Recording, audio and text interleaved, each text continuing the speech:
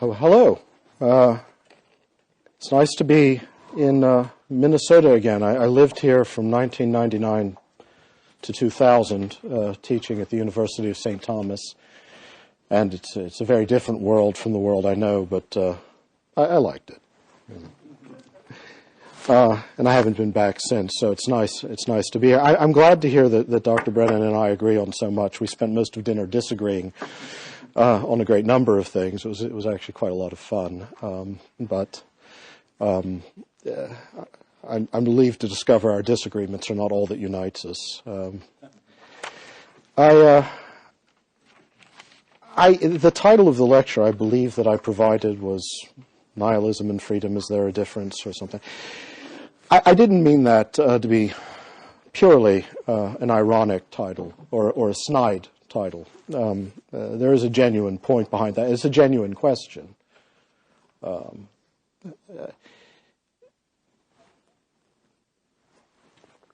Let me begin by breaking with my script and relate to you an anecdote that set me off on a course of reflection some years ago. When I was teaching at the University of Virginia, very talented undergraduates at Virginia are allowed to live on the lawn. That is, the part of the college that was built in Mr. Jefferson's day, and that it's a high honor. It's not a great convenience because that part of the college was built before indoor plumbing.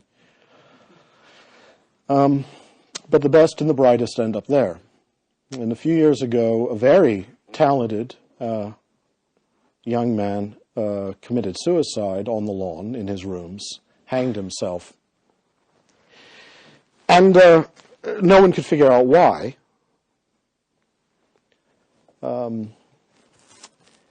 But a friend of mine who knew several of his friends discovered, and it soon emerged over the course of time, that not only were some of them aware that he intended to kill himself, but that they had made no effort to prevent him from doing so.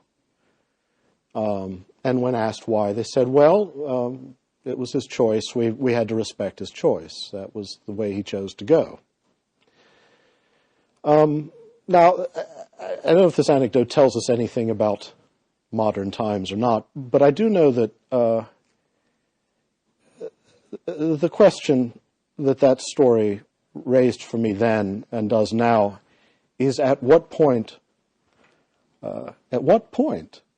did it become plausible for not one but three or four reasonably bright young men simply to stand aside and allow a friend of theirs to kill himself on the grounds that his choice was to kill himself, and that there's no higher value or no greater concern that should be invoked.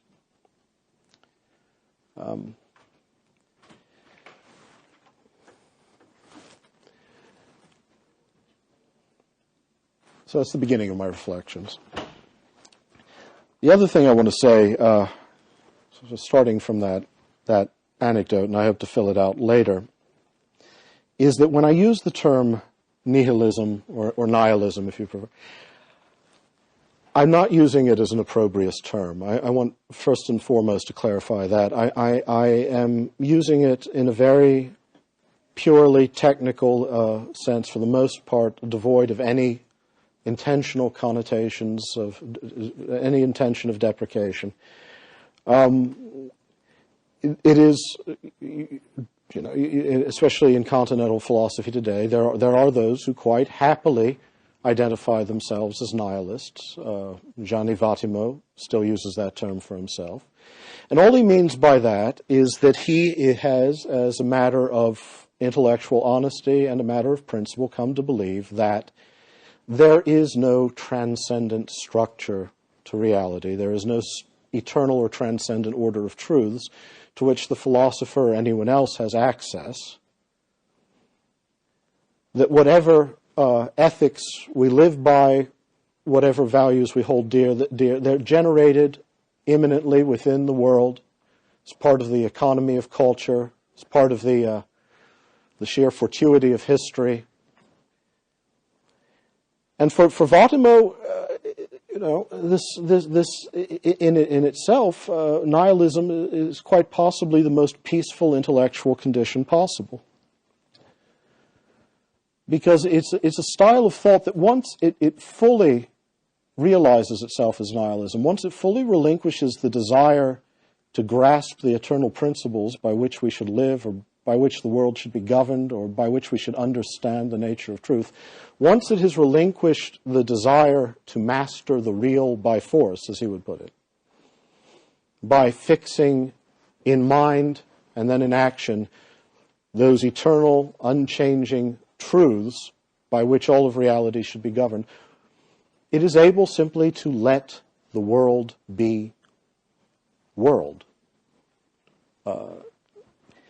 It is potentially that style of thought which, because it doesn't presume that it has any higher truth that ought to be imposed on other people, can become the form of thought that truly liberates us from our history of violence, our history of greed, our history of cruelty.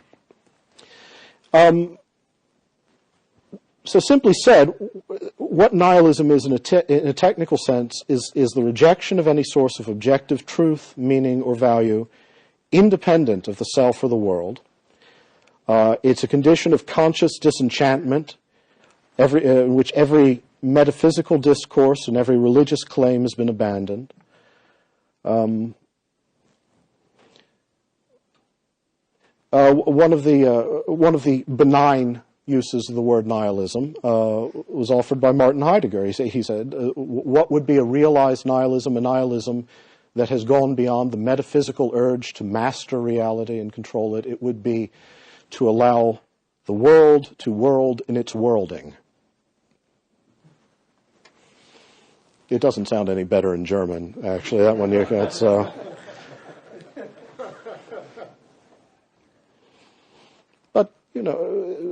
for Heidegger, for those of you who have or haven't read him, it doesn't really matter. For Heidegger, there is this.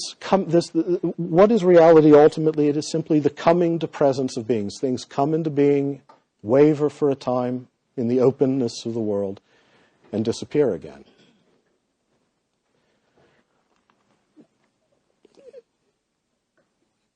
The pathology of metaphysics that he denounces continuously in his work, the thing that he thinks leads ultimately to a bad kind of nihilism, which I'll discuss in a moment, starts for him very early in the history of Western thought. It starts for him in the time of Plato, when Plato, confronted by the mystery of the world, by the mystery of its coming to be and passing away, decided that to understand it, he had to grasp the world under the form of eternal and unchanging principles. So he turned away from the world and its worlding.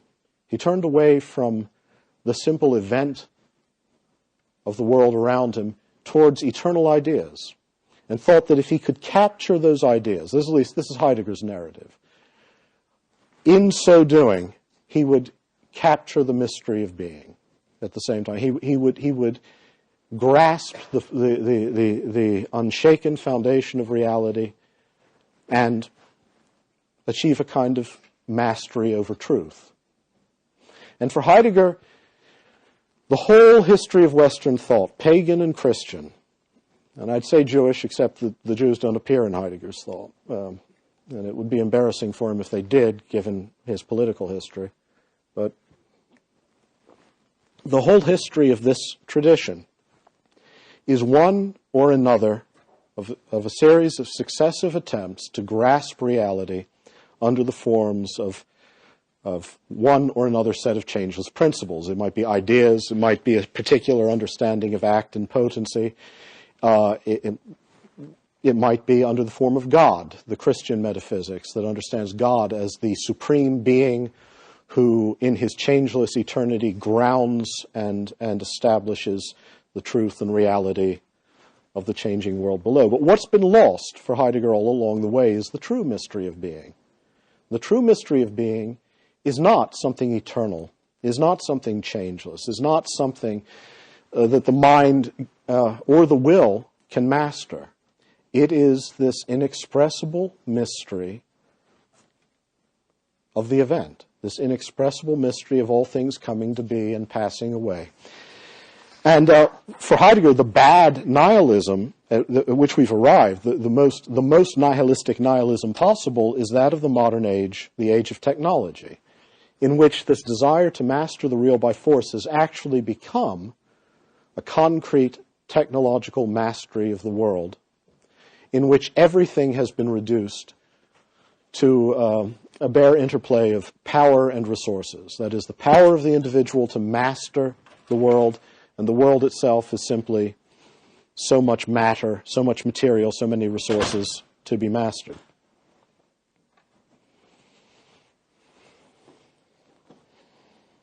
So are we following this so far?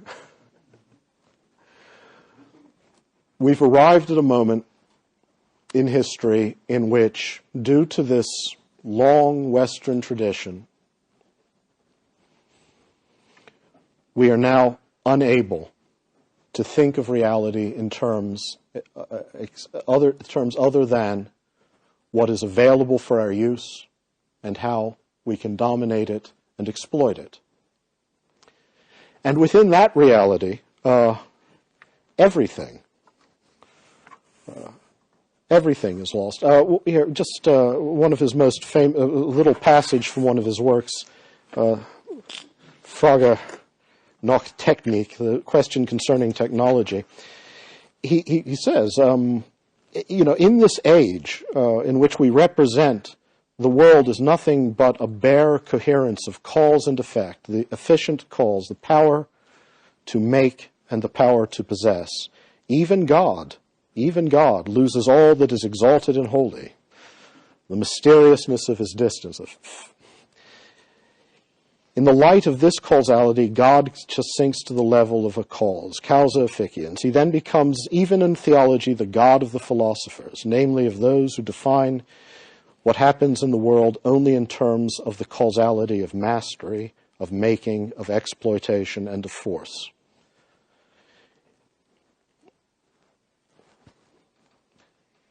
All right. I think, obviously, to some extent, I want to endorse the Heideggerian history of thought and say that there's some truth in it. But another way of defining nihilism, then, and I'll get back to Heidegger later, would be the age of freedom understood in a very specific way. That is, well, how do we understand freedom now? Usually as the unobstructed power of choice. Now, in some sense, something like that, the power to choose, the power to determine ourselves, is part of any coherent definition of freedom. But for the most part, as moderns, as persons who live within the language and practices and habits of thought of modernity, that's all that freedom is. That's the highest expression of freedom. And it may be, for all I know, but but let's just situate ourselves historically. We believe, more or less unreflectively, even those of us who are formally Christians or Jews or believing pagans or whatever, that the will necessarily becomes more free the more it is emancipated from whatever constraints it suffers. And over the course of time, as we've seen just as a fact of history, this means that even what at one time were cherished restraints of the will, things that we thought were indispensable, over time come to seem onerous because they are just so many obstacles thrown up before us in the exercise of our will. And I think this is an uncontentious assertion. I mean, the whole history of modern political, economic, and social doctrine is, to a large degree, the long, laborious history of Western culture's departure from a certain classical and Christian view of freedom that worked very differently. And, of course, the ascendancy of the language of rights over other understandings of social freedom, which again I'm not saying is a bad thing, I'm just saying this is where we are.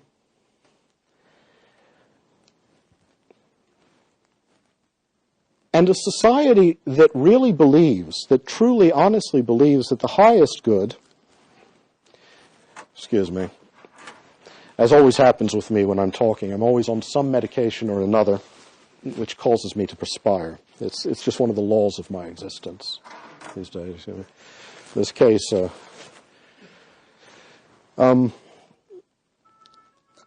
a culture that believes that this is the highest model of freedom must, at some level, subtly advocate and embrace a very particular moral metaphysics. That is, that ultimately there really is no value higher than choice.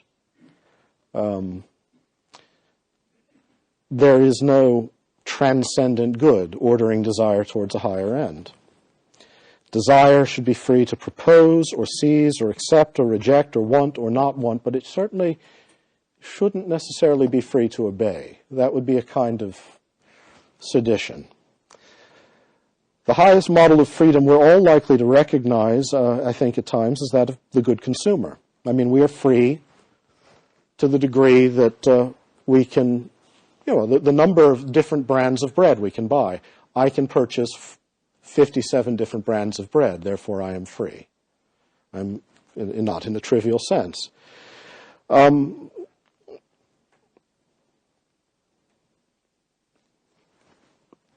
the end of modernity, this is where we stand. We are free to make ourselves what we wish to be. If we were not free, in that sense, we would not be free at all. Now, when I say this is a break with an earlier understanding of freedom, I mean that in classical terms, in pagan or Christian terms, up until a very identifiable point in modern history, early modern history, or late medieval history, if you like, freedom was the ability to flourish as the kind of being one was. Freedom was principally the ability to attain the ontological good by which one's nature would reach fulfillment. This could be human excellence, this could be the contemplation of God, this could be charity. But freedom, in this sense, meant that the movement of the will was posterior in importance, but also posterior effectively to the object of its intentions. It was something that was moved or wakened by a desire for some proper telos, some proper end that guided and determined it. And that was only free and so far, to the degree that it achieved that telos. It was not free because it could choose, it was free because it chose well. It was free when it was not prevented from realizing the good towards which its nature was oriented, towards which our nature was oriented. To choose falsely through ignorance or maleficence or corrupt longing would not be considered a manifestation of freedom. That would just be slavery to the imperfect, the deficient, or the literally subhuman. The antique understanding of freedom I won't be specific, but I mean this is as true of Stoicism as of Platonic philosophy, as Aristotelian, Middle Platonic thought, Late Platonic thought, Christian thought in its patristic and medieval variants, and there are no figures in that tradition you can point to who break with this rule, so to speak. Whatever separates us from that end, which fulfills our nature, even if it's our own choices, is a form of bondage. We are not free because we can choose. We are free if we choose well. I'm so sorry to repeat it. And to choose well, we ever more clearly have to see the good, the son of the good, to use the Platonic language. And yet to see more clearly, we must choose well. And the more we're emancipated from illusion, the more our will is informed by the good, the more perfect our vision becomes, and the less there is really to choose. And the highest state of freedom would be a state of freedom in which there's no choice, because we've realized the perfect flourishing of our nature in union with the first good towards which we're united. Augustine, for instance, said that, the freedom from which we began in creation was the freedom not to sin, but the highest freedom of all would be the inability to sin, because the inherent goodness of the human will and its desire for God will be so perfectly realized that it will adhere to the good. Or a great father that I prefer, actually, on most metaphysical issues, Maximus the Confessor, said the same thing, that in us as finite beings, we have two motions of the will. One is the natural motion of our will, which can never be extinguished, which is towards the good, which is towards God. But by that motion, it sets free all other motions of the will, and the will also has what he calls a gnomic or a deliberative function. And to be truly free, one's gnomic will, that is, one's ability to deliberate, has to be in perfect harmony with the nature that defines us. Now, again, I'm not offering these definitions so that I can then begin to inveigh against modernity. I mean, I'm quite happy to do that. It's just that's not my purpose. Because my real question, because anyone can see where the limitations of the language of freedom in either model lie. That I prefer the older model simply has to do perhaps with confessional allegiances, though I also like to think that there's some degree of thought involved in that. But I'll explain that later. What principally, what I want to know, the question I asked is, first, how it is we moved from one model of freedom to the other, why we did, and is it the case that that other model of freedom, if it is freedom as such, means that to be consistent in our understanding of what it is to be free, we also have to be consistently nihilistic in our metaphysics. Can we be free in the modern sense until we have done what we must do and killed God? Because in this second view, this more modern view of freedom, nature is a confining concept. Nature, to speak of realizing human nature, means that there is some sort of thing we ought to be. To speak of the good, our desire for the good, our natural desire for the ontological good, is to suggest that there is an eternal standard and an eternal order to which our will has to correspond. Well, if that's contrary to our understanding of freedom, then truly to be consistent in our belief in freedom as modern persons, must we, either implicitly but ultimately explicitly, I would think, do away with God, the good, nature as such.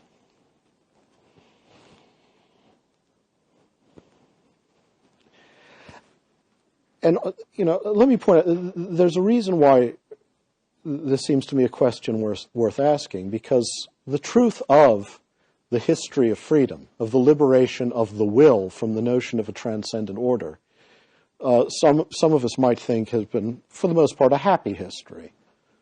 A history that set us free from antique prejudices, from confining social practices and all that. But it's also, I think we can agree, a history that has led to other things as well.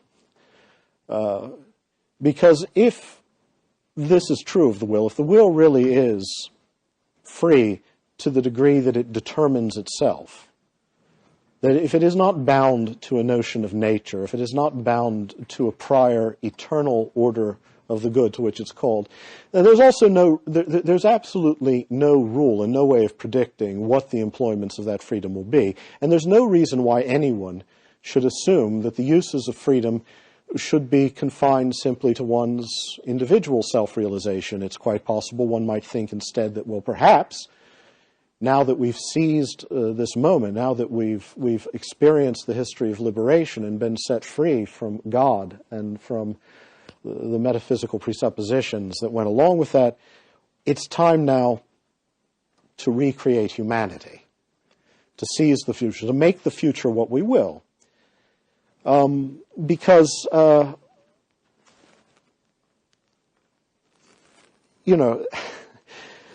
why shouldn't this be true? I mean, just think, if the myth of the modern age is that true freedom is the power of the will over nature, that is, the priority of will to nature, the power to make ourselves what we are, then, and that we're at liberty to do this, it also becomes possible to think of this as a kind of imperative. And it's perfectly logical that some, and we've seen this in the 20th century, that some should think it a noble calling to reshape the clay of humankind into something stronger and better and more rational and more efficient and more perfect. Now, the ambition to refashion humanity in its very essence, social, political, economical, moral, psychological, was inconceivable when human beings were regarded as creatures. But with the disappearance of the transcendent, it becomes possible to will a human future conformed to whatever ideals we choose to embrace. The sheer, and there is no way of determining what those ideas should be. I mean, the sheer ruthlessness of much of post-Christian idealism, in some sense, arises from the very same concept of freedom at the heart of modern Western individualism and our very comfortable and wealthy liberalism. I mean, the savagery of triumphant Jacobinism, classical socialist eugenics at the turn of the last century, the Nazi movement, Stalinism. I mean, these were all the grand utopian projects of the modern age that have spilled such oceans of human blood, are no less the result of the enlightenment of the modern myth of liberation than are the liberal democratic state and the capitalist culture we enjoy. I think just to deny that is to blind ourselves to a very obvious reality. But again, my question is how do we arrive at this point? And that's just my explanation of why it's a pertinent question. The most enchanting narratives about the end of metaphysics or the death of God or the eclipse of the highest value that the modern age have produced are those of Nietzsche and Heidegger. They're the ones, at least, that are most haunting when you encounter them. Now, Nietzsche's account is cruder in some ways. It's also the more exhilarating. For him, we have arrived at the age of nihilism, at the age in which there are no higher values, and the age in which the will has been set free for good or ill, principally as a result of a certain kind of disease called Christianity, which, through its otherworldliness and through its ethics of pity and compassion and through so many other things, robbed this world of its glory and imparted its spiritual frailty to all of us.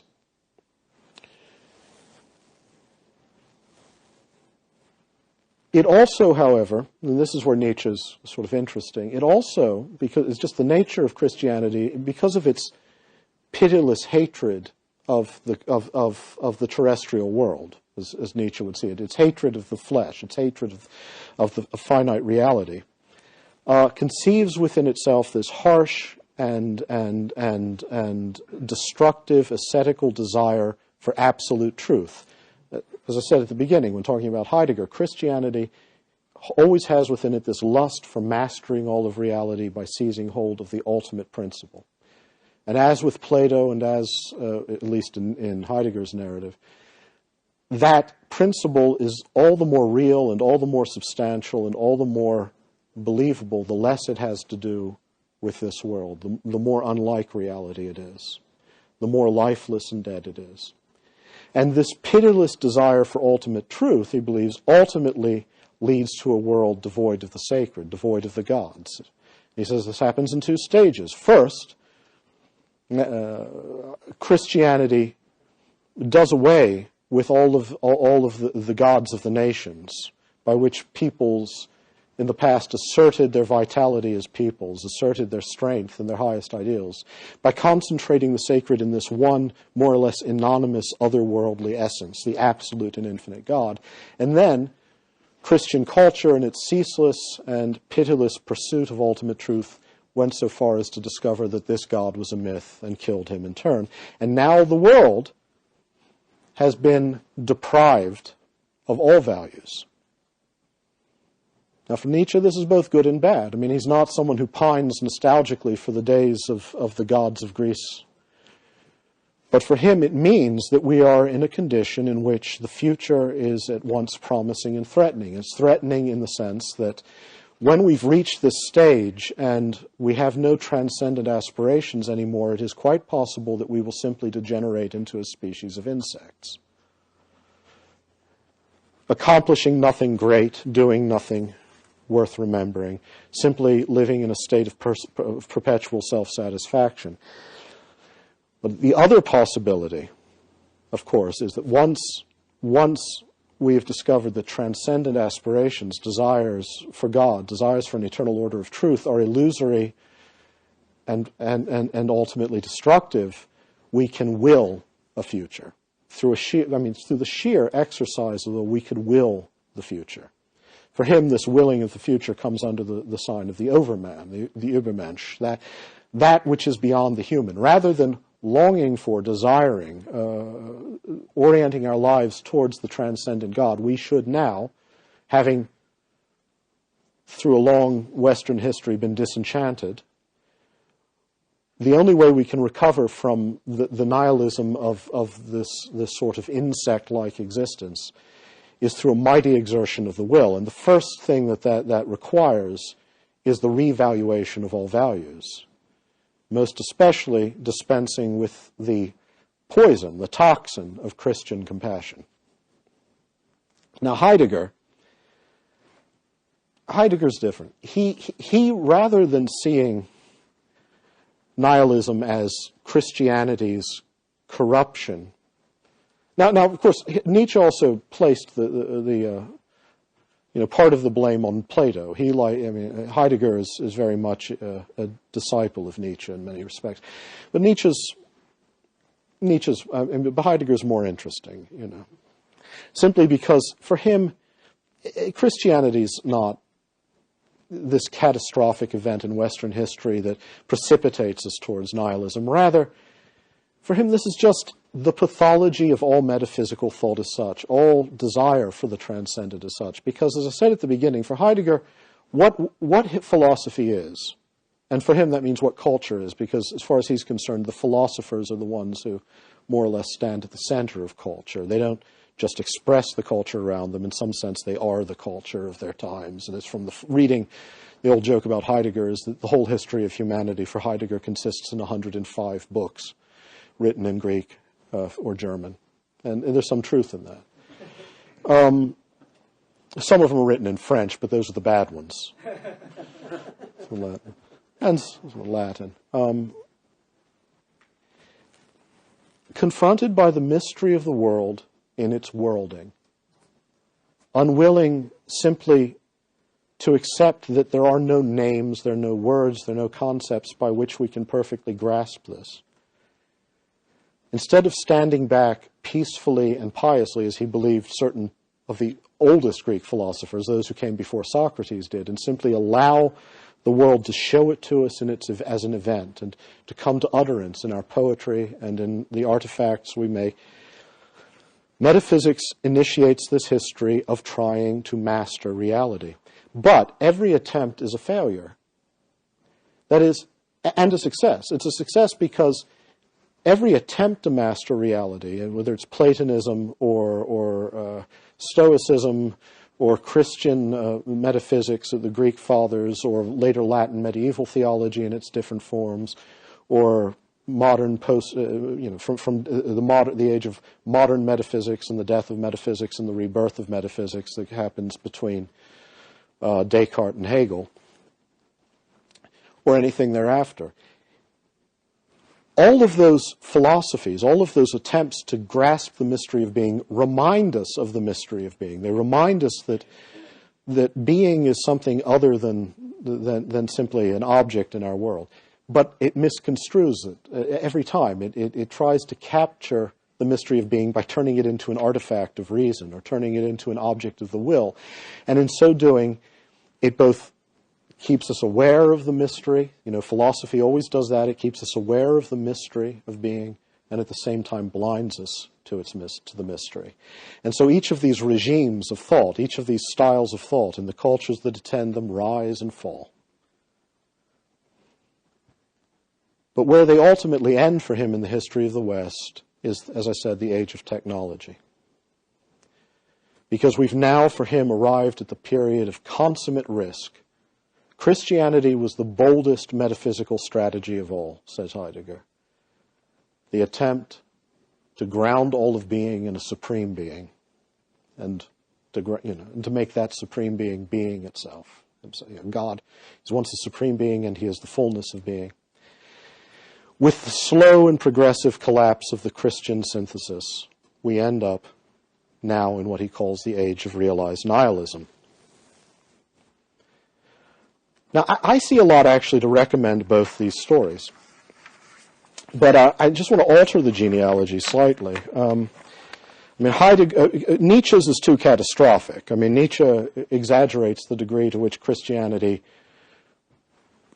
is, the Christian metaphysics uniquely elevates, well, it's a certain bad strain in Greek thought as well, but Christianity is uniquely destructive of the history of Western metaphysics and leads ultimately to nihilism. Heidegger somewhat exaggerates, though, the continuity of this tradition. And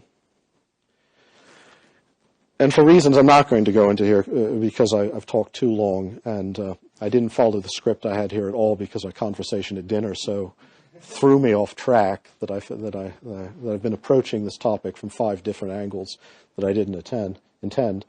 I would argue that in point of fact, the Christian metaphysical tradition breaks. I'm going to agree with Heidegger. Yes, there is implicit in the whole metaphysical tradition of the West something that naturally leads towards where we are now. But a lot of other things are present in that tradition as well. And the uniquely Christian expression of this, I believe, for any number of reasons, does not fit the model, and in a sense was an interruption of this history. But I have to say this. The sobering thing, I think, that anyone cognizant of the history of Western thought has to acknowledge is that the special, at least intellectual forces, and I say nothing about cultural or economic conditions, but the intellectual forces that led us to our modern understanding of freedom and to either an implicit or an explicit nihilism, were generated within Christian theology. That the history of Christian theology is directly responsible, in some sense, for where we are now. Now, again, this theology may have been shaped and formed by other things, by certain cultural or economic realities of the late Middle Ages and of early modernity, but nonetheless, what I've been calling nihilism does not consist in this event at some point in which suddenly a great number of human beings decided to reject the Christian God. That's not what happened. There wasn't just one day when suddenly we stopped believing or stopped behaving as if we believed. Rather, the idea of the Christian God had already, to some degree, become nihilistic.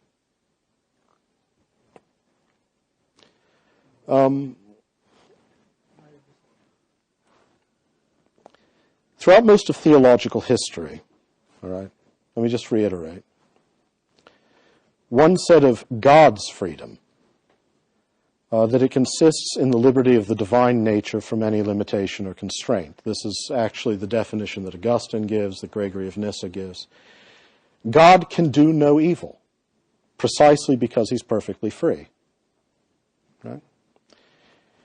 He cannot fail to be what he is, infinite goodness itself. The ability to choose evil would be a defect in God, a limitation or a distortion of his nature.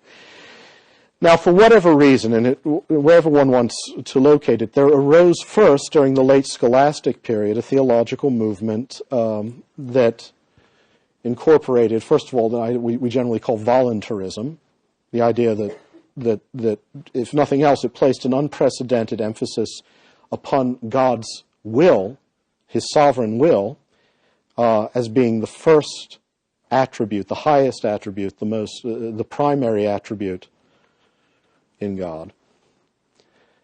But will to the exclusion of nature, or will as prior to nature, or will as higher than nature. Now, there's a history. I mean, the reason this happened, there's certain scholastics, like Henry of Ghent and others, who are responding to a certain sort of heretical Islamic scholasticism that's come through Spain, especially through the thought of Avicenna or Ibn Sina. But for whatever reason, slowly, the idea emerged that in order properly to assert God's omnipotence, properly, piously to pay due and reverential respect to God's divinity, it was necessary to say that his will, in some sense, was absolute as regards even good and evil. And this becomes quite explicit in a thinker like William of Ockham, late scholastic, or Thomas Bradwardine, both of whom said that God does not command that which is good. That which is good because God commands it. That is, his will is not obedient to his nature as God. His will does not follow from his divine goodness. And the good that he requires of us is not something with which we are by nature continuous or which necessarily leads to our union with God. Rather, the good, the divine law, is an expression of the divine will. And to say less than that, and to suggest that God's will could even be constrained by God's own nature, would be somehow to diminish the freedom of God. And this is a radically different notion of freedom. And it happens within Christian thought. And by the period of early modernity, in Western theology at least, at this point, my Eastern Orthodoxy allows me to claim no complicity of any of my theological forebears in this history. It is simply the case that this is the God that we're talking about, even when the language that's being used seems to say otherwise.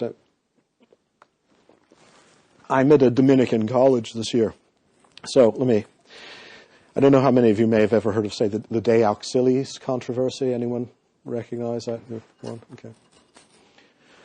And this is an argument in the late 16th century, early 17th century, between Jesuits and Dominicans. Jesuits, the Molinists, and the Banyasian Thomists. They all think they're interpreting Thomas Aquinas, and that's disputable. But what's interesting, if one goes back to read these documents, is that at some level, all of them presume that the issue that is most important for theology is to defend God's absolute freedom from any constraint in the employment of his will. One side, the Banyasians, the Thomists, the Dominicans, the people who like burning people, as I like to call them. They still do, I've discovered. They just don't get as many opportunities. But I've met a few Dominicans this year who always keep a book of matches under their robes just in case the opportunity. They certainly, I think, wouldn't mind throwing the occasional Eastern Orthodox on the grill. Let me give you an example. The Banyasian interpretation of Thomas, and it's in keeping with some of Thomas, but it's a very limited reading, is firmly predestinarian. They knew that from the earlier Catholic tradition, they had to say that God was not the cause of evil, and that God really does create free creatures. And yet at the same time, by the period of the late 16th century, it is impossible for them to say this coherently. Because the way in which the Banyasian tradition explains how God creates free people, but nonetheless is not challenged in his omnipotence over all creation, is that he employs something, that he permits evil, but his permission of evil isn't that he just lets it happen. He eternally permissively decrees evil. So that whatever sin you commit, God has eternally permissively decreed, infallibly, that you will commit. But it's a permission. It's not God forcing you, except it is. And whatever good you do or don't, that too has been eternally decreed. And both actions are actions that are only possible because God exercises something called a premotio physica upon your will, that is, a physical premotion. He's not just the good calling you to himself. He is the efficient physical force driving your will towards one end or the other. And he has eternally decreed but you're free. The reason you're free, now, this kind of works. If you don't think about it, it works at least. The reason you're free, I'm sorry to be making fun of Dominicans, but it's become a habit this year. The reason you're free is because freedom is the logical condition of whatever you do not having been determined by your prior proximate cause. That means in the world of finite causes, okay, what you choose to do is not determined by what just happened a moment ago. You're still free. But, nonetheless, you will do what God forces you to do by his premotio physica. But God, you see, isn't working through the causes behind you. He's working from above. And so, and this is a phrase I've heard from a Thomist recently who's in this tradition and thinks it's a grand tradition, the will is free because it is not causally determined by any temporal sequence of events. It's free because it's eternally predetermined to do what it does. All right. They have arguments that almost make this sound like it sounds like a word, but they're actually very bad arguments. But why am I making an issue of this? It's just you've arrived at a point in Western history in which, and it's no coincidence that this is also the time the birth of modern science was being made possible by the mechanical philosophy. Now, if those of you who don't know what that means, I mean, in the vaguest, most general sense, it just means that rather than in the old Aristotelian, or the classical, or the Christian medieval sense, thinking in terms of various kinds of causality, a final cause, the end towards which anything develops, a formal cause, the form that impresses itself, material and efficient. Everything has been just reduced to the idea of an efficient cause. I mean, all of reality is understood principally in terms of that efficient force, that power, that force that makes things happen. And within this environment, the only way you can plausibly say God is omnipotent is to say that he acts as an absolutely overwhelming, irresistible, efficient force that guides, that determines everything that happens. Moreover, and this is the important thing in this tradition, the Banyasians were also fiercely insistent that God could have created any world he wanted. There's no reason he created this world rather than another, because there are an infinite number of possible worlds. All of them would be infinitely inferior to God, so there's no best of all possible worlds. And he has from eternity determined and forced to come about through the use of this premotio physica, the salvation of a few and the damnation of most, not on the basis of anything inherent in the creature, right? It's ante-praevisa merita. It's before any foreknowledge he might have of the character or actions of the creature. He has determined this from eternity solely that his sovereignty might be displayed. That his power, he doesn't use the term, Banyas doesn't say sovereignty, he says goodness.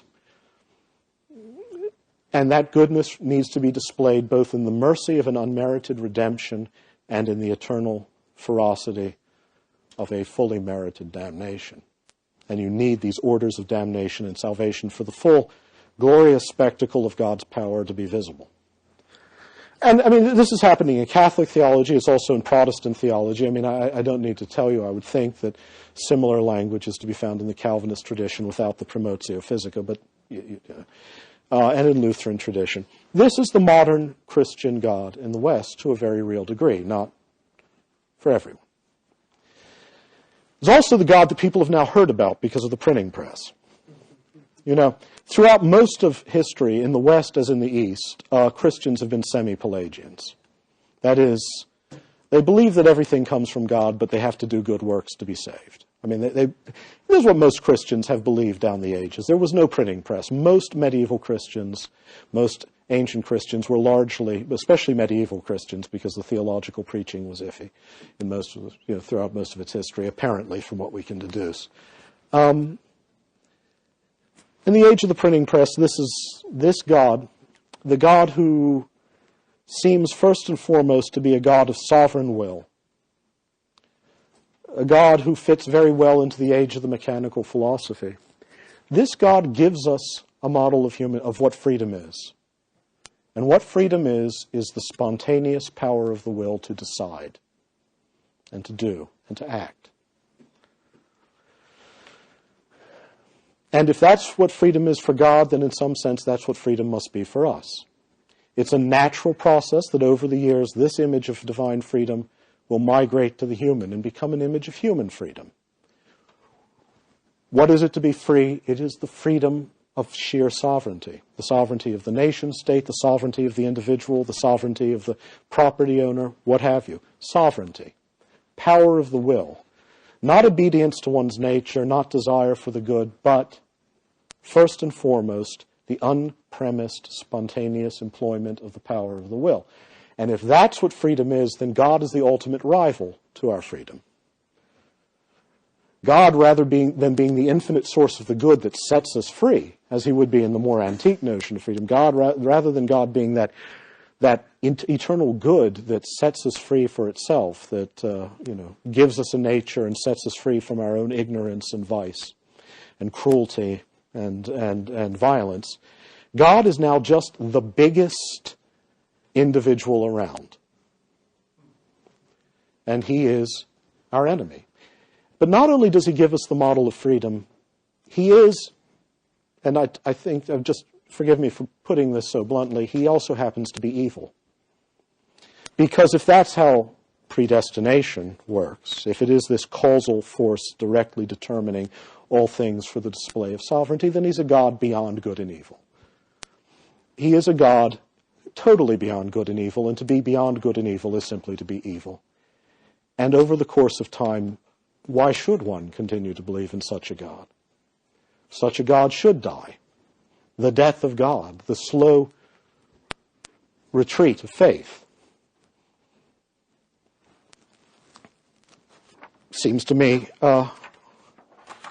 almost a thing desirable by contrast. It seems like an odd place to be leading to, but I'm very near the end. You might be disappointed at this point. There's a bit where it's going to sound really nasty, awful. Okay. Okay. The Heidegger, whom I often have mixed, I've said mixed things about, let's just put it that way. Before I finish, let me just return this. I've been reading Heidegger for 20 years and more, and I think there's certain phrases in Heidegger that I've listened to, and I said, yeah, it's kind of true. But I didn't want to hear them from Heidegger. Because, he wasn't a Christian, or at least he had been. He was baptized, and he was buried as a Catholic, but he wasn't. But he also wasn't an atheist. He hated vulgar atheism, too. He just believed we were in an age when it was impossible to talk intelligibly about God because the idea of God had been so corrupted in being just pure causality, pure force, being just the kind of God I've just been describing to you. He despaired over much of the ability to talk about God, but he was quite right in believing that most of the language we use about God is inherently corrupt in the modern age. And And he said, one of the most famous, and it's often been lampooned. I've done it myself, so I can't. Let me put it. He's talking about how modern philosophy from Descartes onward thinks of God just as sheer causality, to the point where God is defined as causa sui, self-calls, calls of himself. Causa efficiens, pure, efficient causality. This is the God, he says, from whom all holiness and mystery and transcendence has been stolen away. And he says, Gott kam in Lichte der Kausalität zu einer Ursache. In this light of causality, he is reduced simply to cause. The cause is causa sui, and this is the right name for the God of philosophy. And this is notorious lines. Zu diesem Gott kann der Mensch weder beten, noch kann ihm opfern. To this God, man can neither pray nor make sacrifices. Before the causa sui, kann der Mensch weder aus Scheu ins Knie fallen, cannot fall on his knees, noch kann vor diesem Gott musizieren und tanzen. Neither can he before this God make music and dance.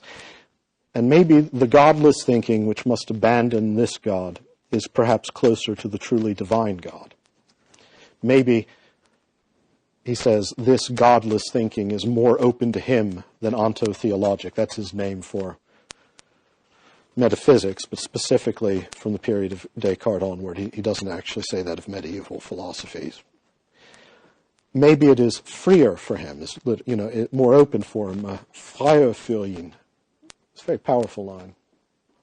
But I have to say, this is an odd place to draw to a close, but I just wanted to be on. You asked me to explain why I'm fascinated by it. The early, this is not a brief for atheism, but I will say this much. It's sort of a charitable understanding, I hope charitably to understand. I do think that the modern understanding of freedom, which is the result of theology at some level, is inherently nihilistic. I think it must be. But I also think that nihilism in the sense of rejection of belief in God has happened in Western culture because of certain corruptions within Western culture so destructive and so profoundly wrong that in some sense atheism is a preferable alternative. And it's possible that the West, being for the most part the only sort of religiously atheist culture in development, in Western Europe especially. I mean, atheists not... Actually, it turns out most Europeans believe in God in some sense, but I mean, just most rejecting this history of Christian belief, that even in that atheism there is a trace of a more original conscience. The atheism, so-called, of the early Christians who rejected idolatries, who rejected gods of power and gods of the nations, and gods who were not worthy of worship. And that I'm not, like Heidegger, I don't just want to sit around and wait to see what God will show himself. But I have to say, just as a charitable interpretation of this history, and why I find this in one dimension of this so fascinating, is that it may be that the charitable Christian approach to this culture of nihilism that has been created by the failure of Christian civilization and Christian thought and Christian practice should also be seen as a period in which, if it's taken as a form of asceticism, as a relinquishing of false understandings of God and false desire for the God, the God of standards. I mean, that's not enough. Could also be seen as the possibility of learning slowly again to remember the God whom St. Paul proclaimed as the enemy of the principalities and powers and dominions and thrones, the enemy of unjust rule and I think I'll stop there, because I think I've gone way past the time I should. This is what you've done to me by getting me off my own topic. No. Thank you. I'm sorry.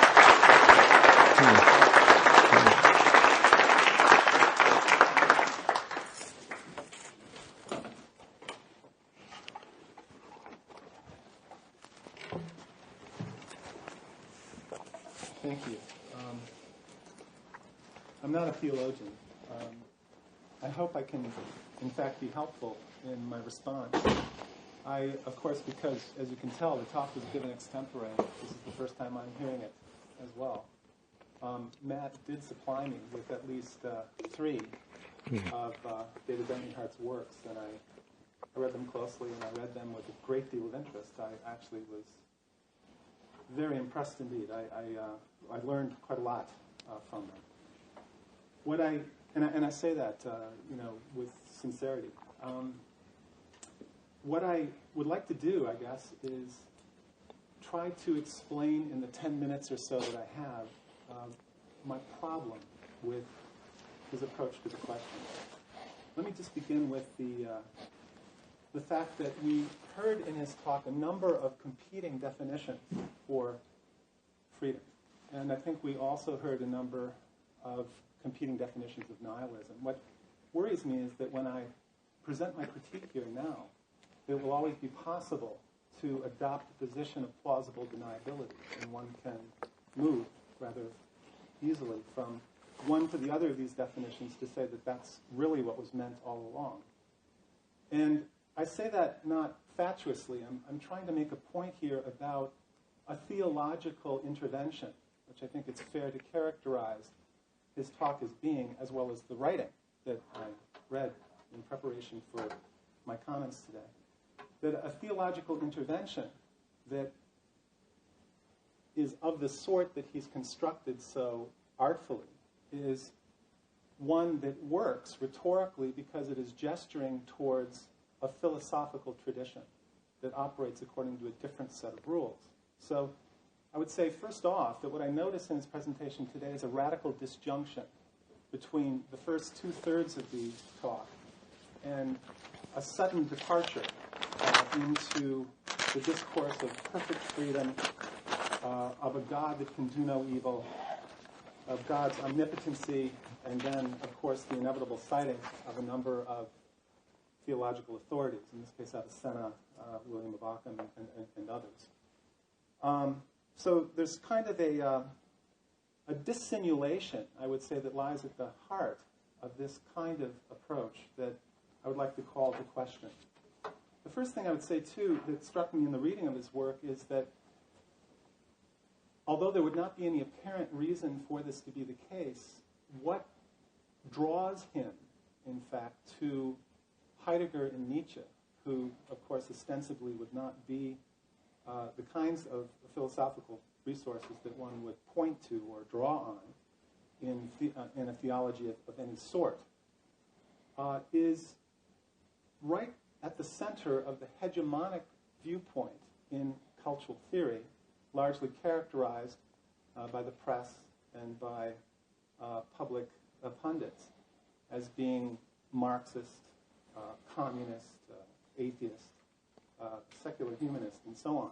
That what we're finding in this employment, or deployment, one might say, of Heidegger and Nietzsche in this particular approach of David Bentley Hart's is much larger than a particular spin or gloss that he's giving to theological traditions. It's, in fact, the center of contemporary theory within the academy, as espoused by a series of former radicals from '68 who now are professors of literature and philosophy. And so what we really need to understand is what is it that lies at the core of Nietzsche and Heidegger in this modernity that in some ways is being condemned, I think, in his talk, but in other ways I would argue is being reinforced, that would draw him and them, unlike though they be, to the same philosophical sources. What strikes me, too, right here at the beginning is that there are so many philosophical resources that could have been drawn on that are not. I've just come from a a seminar this afternoon in which I was teaching the work of Slavoj Žižek.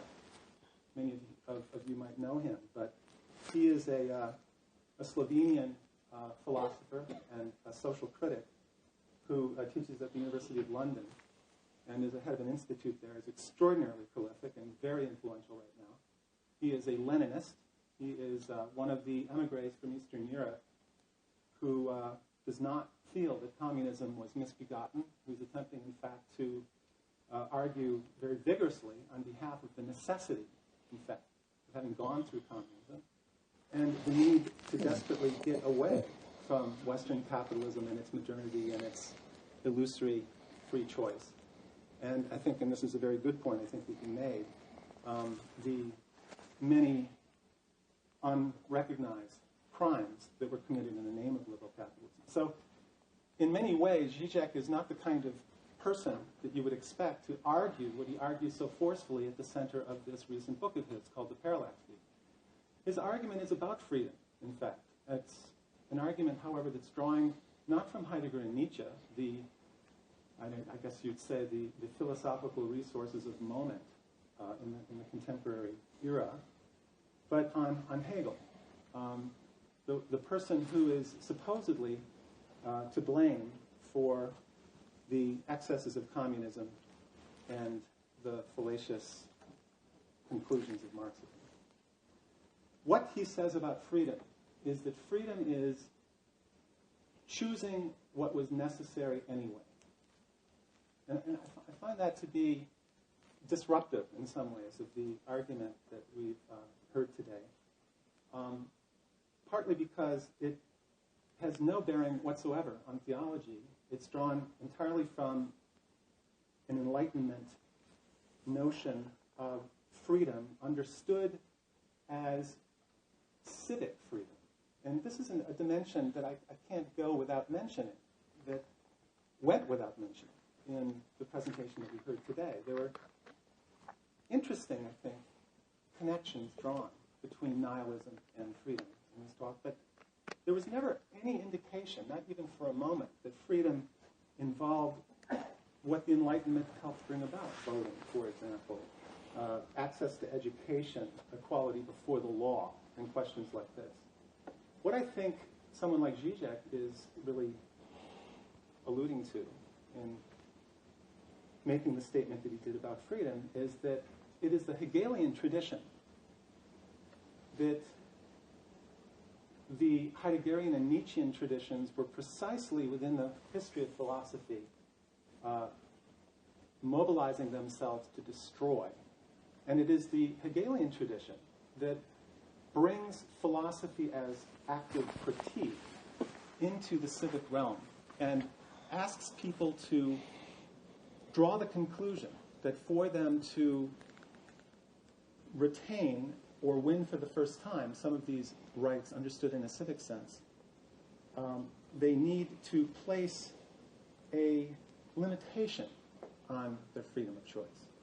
So what I guess I'm trying to get at, and I don't have very much time to do it, is that there is a conflict that's going on that's represented by a book like Žižek's between philosophical lineages that now have taken place and taken hold within the academy that attempt to slough off and throw off any sense of the limitations imposed by authority, by order of any sort. So they would be opposed, for example, to marriage. They would be opposed to the strictures imposed by the state, any state. All states are negative in this point of view. This line of thinking comes out of what I would argue is an essentially Nietzschean tradition in philosophy. And it's against that somebody like Žižek is attempting to mobilize his quite different sense of freedom as the choosing of what is necessary anyway. A few more points so that I don't take up too much time. What I'm going to say, I think, bears somewhat on the talk that you gave today, although necessarily it bears more on some of the reading that I did for this. I think that it's fair to say that David Bentley Hart finds fault in a system in which the individual is conceived as falling into a situation where they must choose among several varieties of moral law and moral standards as though it were a mere fashion of piety. That is, he's very against the relativism of moral value, something that one can either try on or take off as they see fit. And I agree with him. I also am opposed to that. And there's many other things that we found at dinner, as he alluded to, that we agree on. But the burden, of course, when you take a position like that, is to prove that his own moral system is not itself a chosen standard rather than a divinely received one. And this, I think, he cannot do. He makes a number of links between the irreligious and capitalist modernity. He disapproves of capitalist modernity in part because it puts forward to us an illusory choice. And again, I agree with this diagnosis entirely. But I would think that it's much fairer to say, particularly in the current conjuncture, and it's almost amazing that one can deliver a talk like this and not make this prominent, that there's a link rather between the religious, at least a certain version of religion, involving, as it does, the leaps of faith that I was identifying in the radical disjunction in his own talk, and the capitalistic. It is the irreligious and the capitalistic that belong together, it seems to me. I think that there's some problem in the talk as well in the lurking Eurocentrism at its core. My wife happens to be Bengali, and I spend a lot of time in India, and I think that what strikes one there is not so much the debates for or against this or that theological verity, but the sheer irrelevance of Christianity in a country like India. And this, of course, would extend as well to American popular culture. I think that we're very frequently under the assumption that everybody in other parts of the world knows all about Hollywood film and cares about it and is up on the latest American fashions. It's very, very, very far from the case. Linguistically, politically, culturally, and in terms of religion, India just does not care about the United States, nor Christianity, more importantly. And I think that this particular rather vulgar, rather blunt fact diminishes somewhat the force of the rather intricate, highly erudite fine-tunings that go on in this argument about nihilism and freedom within the Christian tradition. Basically, I think that Professor Hart believes philosophical inquiry is objectionable because it only leads us to a melancholy apprehension that the perfect one, that is the divine principle, is distant from the mutable and multiple reality of our existence. The search for this one lying behind the impure multiples of the imperfect material real, therefore, according to him, demands a detachment from flesh in order to find truth in the oblivion of the flesh, a pure nothingness, what Heidegger and company call metaphysics. This is that belief in nothing, in nihilism of which he speaks. But this would seem to not only to foreshorten and conflate the materialist philosophical traditions that lie outside of phenomenon, and to take Heideggerianism rather naively, in my opinion, at its word. Even more importantly, this position necessitates the positing of a merely given ground. Again, the argument I'm making might seem somewhat obscure, but I'm trying to make the argument that once you enter this territory of theology that's motivating itself by reference to the rhetoric of philosophical discourse, you now have taken on a number of possible attacks against you. And I'm trying to say that what's going on here is a slippage in which the allusion to certain authorities is bolstering an argument that is based on a merely given ground, a ground that is not established philosophically.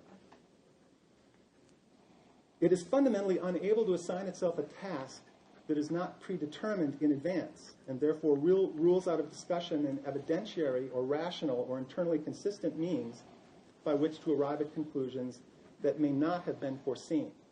The very quest for truth that might lead to a conclusion that was not foreseen is anathema, I think, in this particular theology that we heard today and in his writings, although no doubt I know that he'll probably contest that point. I think that the slippage into the theological discourse at the end allows the discourse of nihilism, importantly, to shift and to turn our attention away from the original way in which he defined it. What I think we're led to do is talk about God as a solution once again, who will, in this way, be talked about as an everything that can exist without reference to anything.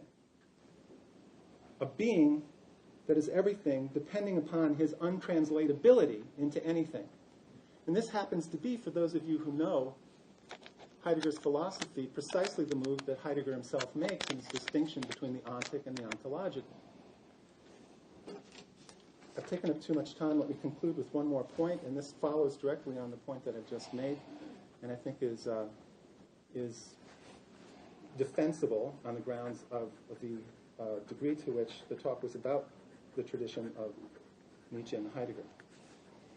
There is, I would argue, in this mode of argumentation, this theological mode of argumentation that is presented through a rhetoric of philosophical discourse in a dissimulated fashion, there is an authoritarian strain, it seems to me, in this, that is in fact quite conducive to and logically follows from the Nietzsche and the Heidegger that he's drawing from. That is, it's not merely that there's a distancing from these rather far-right, politically reactionary thinkers from which one can simply gather some intellectual sustenance and then transform it into something completely different. I think, in fact, in the move that's made and that I'm about to state in one last way, a continuation of an authoritarian strain that sees social justice, freedom, ethics, and morality in an authoritarian way, and it is this peremptory gesture that weds him to the thinking of the ontological hermeneutical tradition of Nietzsche and Heidegger. From his point of view, he adopts aspects of their war against Western nihilism and metaphysics in the name of its concealed theological truth. However, what has really happened, in other words, the turn that Heidegger initiates in philosophy from epistemology, from knowing, from what can we actually understand about the world? Do we have a way of making the world? Are we agents? Can we transform the world? All of those questions which were fully on the agenda in philosophy are overturned by Heidegger for reactionary reasons, for reasons of consciously on his part trying to outmaneuver the then dominant Hegelian tradition. And what he attempts to do is turn our attention instead to ontology, to the contemplation of being, to the revelation of the mystery of being, and so on, right? Which is a way of turning philosophical inquiry inward and providing, quite consciously, again, an inquiry that leads to stasis, to intellectual stasis, to the contemplation of the mind contemplating the thing that can never fully reveal itself. This is the kind of move that's going on. That is, I think, being referenced here in this talk as looking at what Heidegger did not understand was true about his own philosophy. However, I think what's really going on is a kind of outing of, through a fealty with, the authoritarian strain regnant in that philosophical tradition, as well as the religious obscurantism at the core of Heideggerian jargon. So that's my gauntlet that I found. We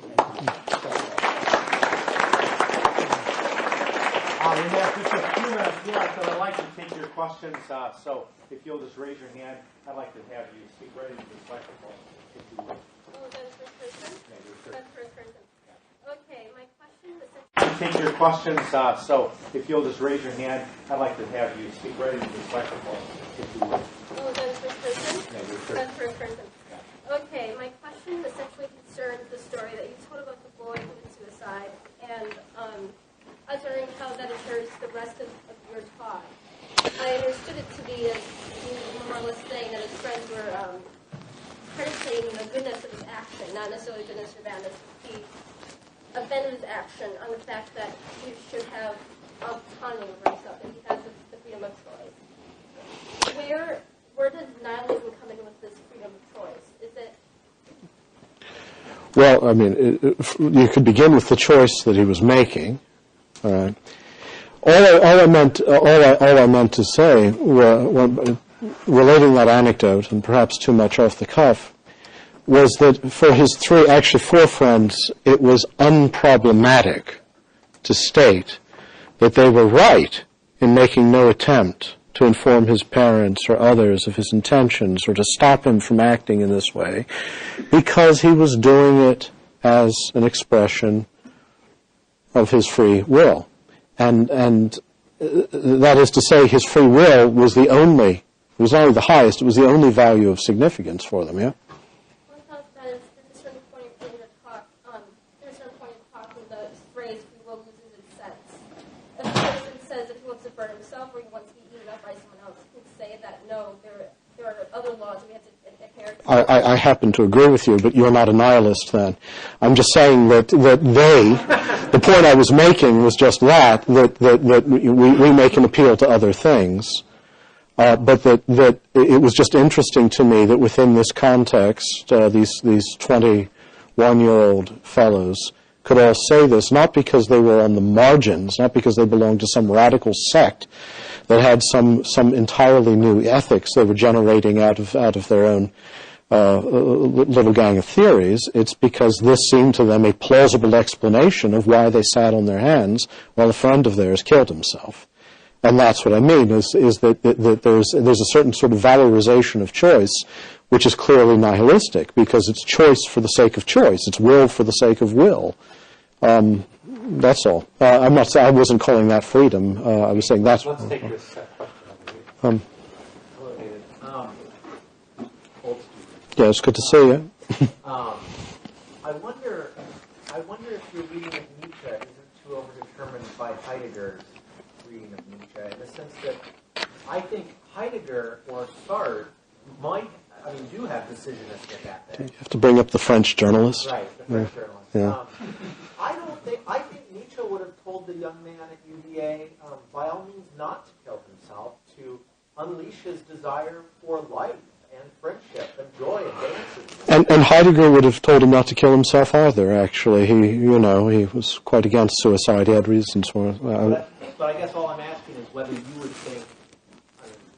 would think, perhaps whereas Heidegger wouldn't have had grounds other than preference to tell him not to kill himself, whether Nietzsche actually has some serious grounds that he could have. I'm asking you to, I guess, put more distance between Heidegger and Nietzsche. I wasn't saying that Nietzsche would have, for him, that would have been the perfect example of the insect-like, trivial libertarian freedom in which life and death are almost indistinguishable. They don't matter. I mean, Nietzsche clearly, but also Heidegger would have grounds. I'm sorry, that's not exactly true. I mean, Heidegger was quite clear on that being a violent stilling of the voice of being. And for him, subjectivity was, he was not a subjectivist in any sense. He thought that humanity had a special vocation to hear the peaceful utterance of being. I know this is funny for a man who joined the Nazi Party, but let's just say he was confused for a while. His rhetoric and his politics, contrary to what Dr. Bennett says, I don't think always can perfectly conform to one another. But whatever, he would have grounds. There were good Heideggerian grounds for that as well. I wasn't suggesting the sort of pure antinomian, just choice for the sake of choice freedom we find it possible to presume. And something else, I noticed in Dr. Bennett's remarks, I'm not advocating a Nietzschean or Heideggerian anything. I would like to point out, I simply think that they're not wrong about how nihilism comes about in certain respects. And, Let's hear from Matt. Yeah. Okay, I guess I have a question for each of you. Professor Brennan, it seemed like your critique of Dr. Hart. I just called you Bennett, didn't I? Dr. Hart was trying to say two different things. On the one hand, in your discussion with you, that you're saying that Hart fits into this kind of caricature of left theory in terms of its desire to be free of any sort of strictures whatsoever. And he's somehow fitting into that. On the other hand, obviously, at the end, you claim that he would, in applying and appealing to this kind of divinely given morality, that is being fundamentally authoritarian.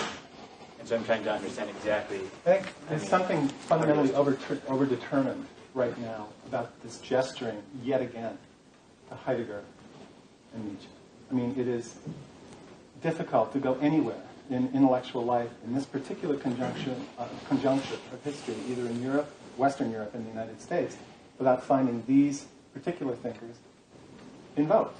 And so the first thing I'm saying is that what brings to light, again, once more, this fixation on these two, to me, rather banal philosophers, and there's so much else going on in the realm of philosophy that no one ever gets to, is much larger than any individual intellectual project, including Professor Hart. So that's the first thing. I'm attempting to place it and put it in the company of thinkers that you wouldn't associate his project with at all, just to help demonstrate that.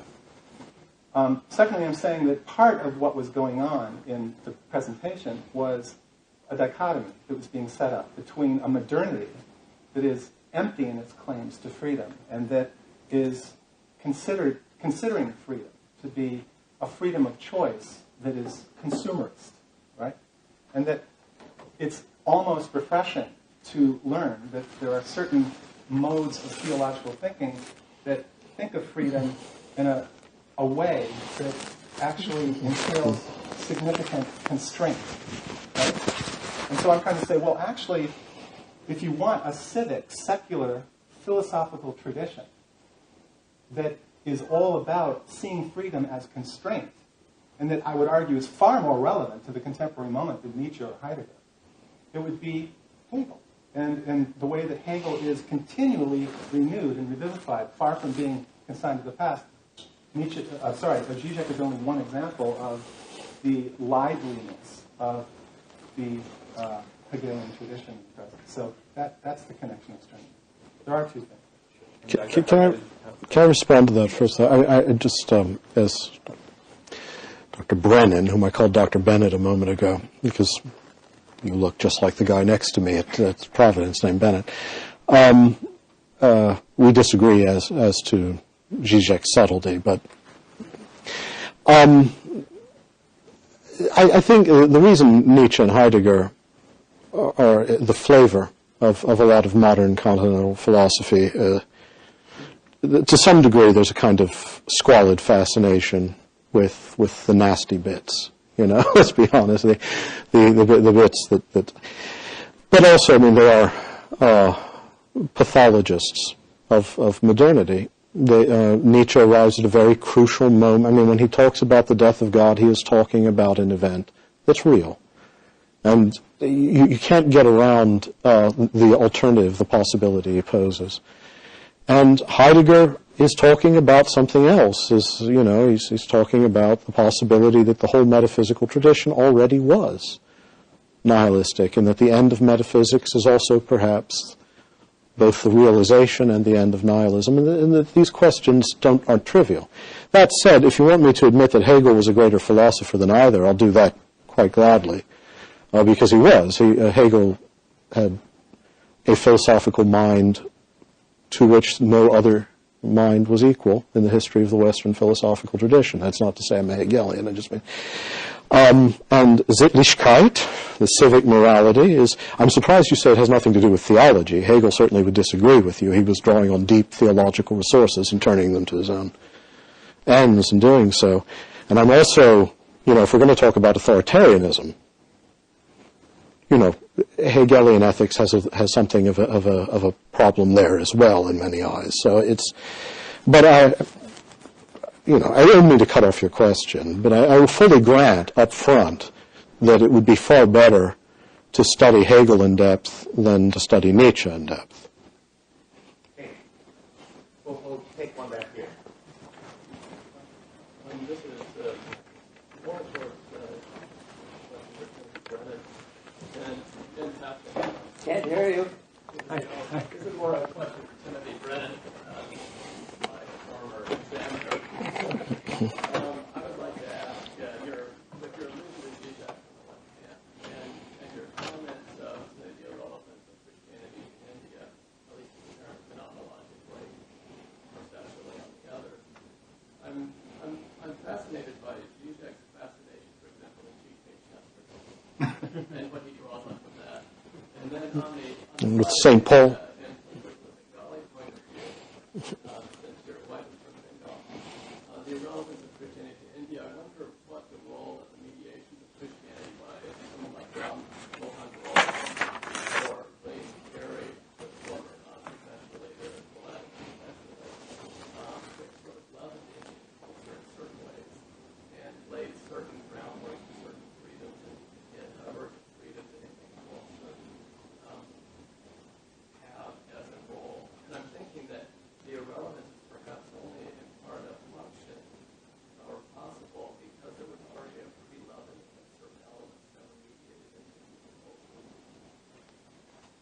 You've asked a very complicated question. First of all, I'm not going to say anything about G.K. Chesterton and Zizek's relationship to him, because I wouldn't know what to say, actually. He is the most polymorphously perverse illusionist of any writer I know, so it'd be impossible to keep up with all the people that he's interested by. But as to your second question, I mean, if you're implying that the Christian missions and the Christian communities in India have been deeply influential in certain proposals that led to, and practices actually, that led to civic equality in India, I think that that's undeniably true.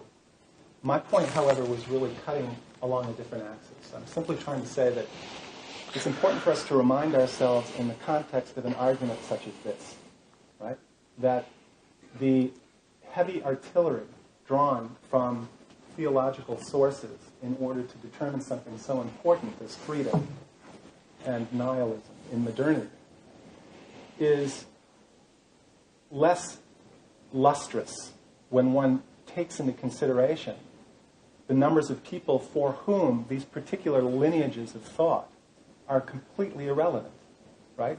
That is, the very belief in Christianity itself, leaving alone, whatever miracles one has experienced or whatever training one has had as a Christian. I happen to have been brought up a Roman Catholic, right? But the very belief in Christianity itself becomes, to me at any rate, more untenable when I begin to internalize the fact that so much of the world, and because I am married into an Indian family, I'm constantly present at the arguments that take place about the legacy of the British and what Indian culture has done and what Hinduism is and what it isn't. And it's a constant living culture tradition that really has no reference point of view. There's not a defensiveness on the part of an Indian intellectual about the West having once colonized it. It doesn't matter to them. They're not interested. They don't have to make their case to you. You are an inferior civilization as far as they're concerned, and Christianity is a late comer that has no bearing on anything. It's silly to them. That's all I was trying to say, right?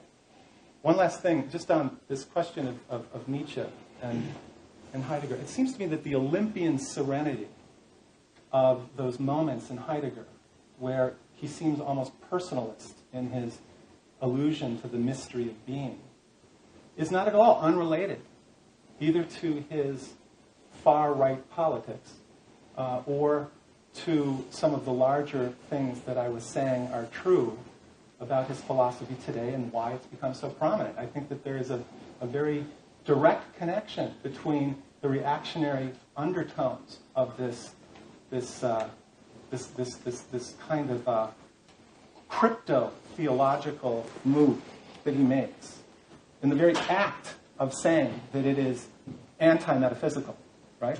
The very gestures towards the material there-ness of the external world and the everyday life that we have to take responsibility for. All of that kind of jargon of authenticity, as Adorno puts it, is directly related to the attempt to displace a materialist philosophy that places a kind of agential responsibility on people in the civic arena, which is what we get from a different tradition, a Hegelian tradition. So I don't find them unrelated. I find them actually intimately related. And also one of the reasons why it's become so au courant today. Okay, we have time for one more question. Yeah, I guess my question is, was it primarily for, were you putting a negative spin on, when you mentioned the turning in, the turning inwards, there's nothing about the theology, were you putting a negative spin on it as being not nihilistic and negative, because it doesn't have utility? No, not exactly. I think that nihilism. I think Professor Hart knows much more about this than I do. But nihilism, it's important at each point in this argument that we've been having to make more distinctions that I think have been in play. From my point of view, there's a kind of conflation and a leaping that's going on at various points in the argument. This again speaks to what I'm saying about the systematic nature of philosophical grounding that is entailed once you enter the argument on that terrain. Nihilism can be the belief in nothing. That is, that there is it's possible to mark the distance between objects that take up space in the world. This is an important thing that physicists are really concerned about and trying to argue about that. Okay? That's one kind of thing. It can mean, and often does mean in a theological context, moral relativism, right? That every individual rather arrogantly decides what's right and wrong. This is nihilism in the sense that it ain't up to you, according to a religious point of view, as well as other ethical systems, and this is another thing that I think is a conflation here. It isn't only religion, Catholicism or any other religion, that guarantees a kind of fixed moral compass, right? I mean, we have Kantian ethics, we have Baduian ethics, we have Levinasian ethics. I mean, there's a number of different systems that are not Christian that, of course, have to do with it. So nihilism, I was referring to a turning inward that was attendant upon the turn from epistemology to ontology in Heidegger's philosophy. And that turning inward to the contemplating of oneself as a being in the world, confronted by the aesthetic revelation of being, as being a profoundly reactionary gesture. And moreover, I'm arguing that it's a consciously reactionary gesture on his part. It's an attempted displacement of a philosophical tradition. Do you view this as destructive then? I'm not going to say disagree with you, but is it destructive because it doesn't have utility? Because it's I don't think it's destructive now, not in the realm of thought. I do think, however, that when it takes on the aura of a politics, which is the way in which Heideggerianism now takes shape, at least in my circles, it becomes destructive in that context. I'm going to let the organizer have a final privilege and ask one more question, and then we'll end this. Simple question for you, Dr. Hart. So what of this left Hegelian tradition that Professor Brennan is appealing to, what is the relationship, as you see it, the possible relationship between your theological position and this left Hegelian critique of the same thinkers that you were critiquing in your talk? Yeah, well, first of all, I'm not a Heideggerian. I mean, I don't want this to be lost in the flux. My interest in Heidegger is not that I want to create a world full of Heideggerians. The left Hegelian tradition, whatever it is, because it's mutated into a lot of different forms over the years. As a simple, straightforward critique of power, or as a genuinely Hegelian dialectical discourse about history, I would say what traditionally has been said of that whole tradition, it is a kind of heretical theology. I mean, heretical this isn't what I'm condemning, it falls within the same tradition. It is grounded in a Pauline recognition of the possibility of the negations of the law and the negations of history and of the overcoming of the regimes of meaning and truth in order to, its messianic qualities, which various forms of left Hegelianism still slip back into, even to this day, especially in Parisian coffee clubs, coffee houses, is something with which theology is always already engaged, or should be. I've never been impressed by the achievements in historical terms of the left Hegelian tradition, and the critical apparatus of the Marxist tradition, and that includes Adorno and Horkheimer and the Frankfurt School Marxists, whom I used to take very seriously, I think is, philosophically speaking, very weak. Still, he's right that Heidegger there is an essential reactionary. Heidegger was, in fact, there's a revision of Hegel going on in Heidegger. And this epochality of being, the way being displays itself in a sequence of epochs, but for him there's no progressive moving forward or back. There's no dialectic in that, except just the dialectic of different regimes of representation of the difference between being and being, beings arising, perishing, and through their failure leading to a new. And the only way in which, the only dialectical sense of this in Heidegger is that it leads towards nihilism, and so he's sort of post-political in that sense. And his post-political philosophy is such a quietism that it can't even rouse itself to protest death camps or apologize for complicity. So, in that sense, the left Hegelian tradition is a more fruitful partner of conversation. But at the end of the day, it's not a tradition that inspires a lot of interest in me, not as much as Hegel himself, at least. Okay, So, well, thank you very much, professors. I